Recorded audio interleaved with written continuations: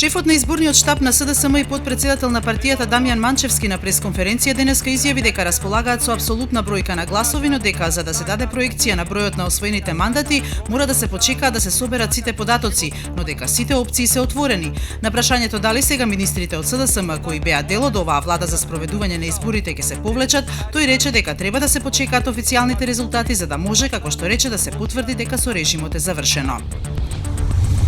Австрија, Унгарија и Словенија очекуваат брзо формирање стабилна влада во Македонија. Ова денеска го изјавија министрите за надворешни работи на овие земји на денешната средба на Министерскиот совет со шефот на македонската дипломатија Никола Поповски во Брисел, на која присуствуваше и комесарот за проширување Јоханес Хан.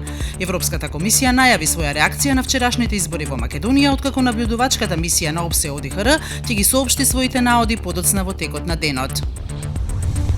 Турската полиција уапси 235 припадници на прокурдската Демократска народна партија за поврзаност со милитантната курдска група Јастреби на слободата на Курдистан, која ја презеде одговорноста за нападот во Истанбул во кој беа убиени 44 луѓе, а 150 беа ранети, објави државната новинска агенција Анадолија.